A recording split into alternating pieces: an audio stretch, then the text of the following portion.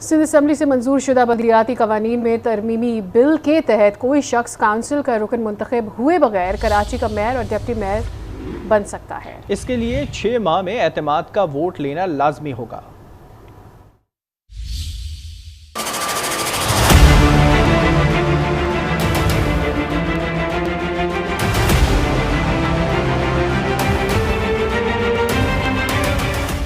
सिंध सरकार की कराची की मेयरशिप के लिए जोर आजमाही।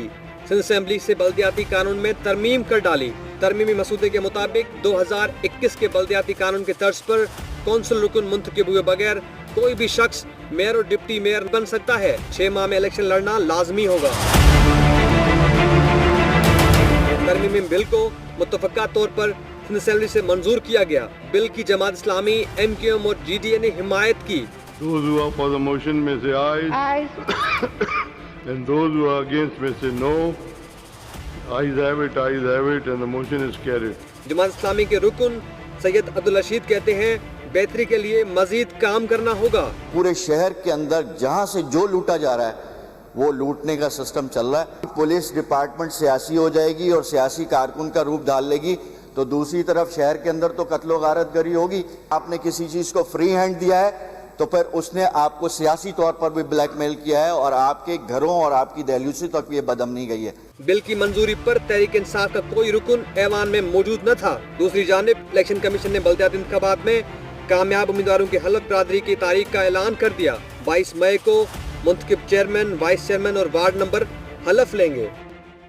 कराची में ज़िमनी बल्दियाती इलेक्शन के गैर हतमी गैर सरकारी नताइज के बाद पीपल्स पार्टी मजमूई तौर पर 98 नशिस्तों के साथ पहले, जमात इस्लामी 86 नशिस्तों के साथ दूसरे और PTI 41 नशिस्तों के साथ तीसरे नंबर पर है। 9 UC नशिस्तों के नताइज सुप्रीम कोर्ट समेत दीगर अदालतों में ज़ेर समाअत होने के बाइस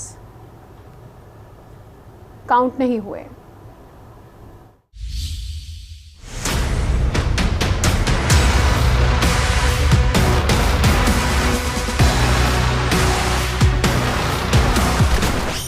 कराची में ज़िमनी बल्दियाती इलेक्शन, पीपल्स पार्टी का पलड़ा भारी। गैर हतमी गैर सरकारी नताइज के मुताबिक 11 UCs में से 7 पर पीपल्स पार्टी जबकि 4 पर जमात इस्लामी कामयाब हुई। बल्दिया उज़्मा कराची में कुल 246 नशिस्तें हैं। मजमूई नताइज के मुताबिक कराची के बल्दियाती इंतखाबात में 98 UCs में पीपल्स पार्टी के चेयरमैन कामयाब हुए हैं। 86 पर जमात इस्लामी और 41 पर तहरीक इंसाफ के चेयरमैन कामयाब हुए हैं। मुस्लिम लीग नून के 7, जमीयत उलमा इस्लाम के 3, TLP का 1 और एक आज़ाद रुकन भी UC चेयरमैन के लिए मुंतखब हुआ है। 9 नशिस्तों के नताइज सुप्रीम कोर्ट समेत दीगर अदालतों में ज़ेर समाअत होने के बाइस रुके हुए हैं। मेयरशिप के अगले मरहले के लिए मखसूस नशिस्तों पर इंतखाब होगा। बल्दिया उज़्मा कराची के ऐवान के अरकान की मजमूई तादाद 246 है। 121 नशिस्तों पर बिलवास्ता इंतखाब के बाद ये तादाद 367 हो जाएगी। ऐवान में 81 खवातीन, 2 ख्वाजा सरा, 2 खसूसी अफराद, 12 नौजवान, 12 मजदूर या किसान और 12 अक़लियतों की नशिस्तें मखसूस है।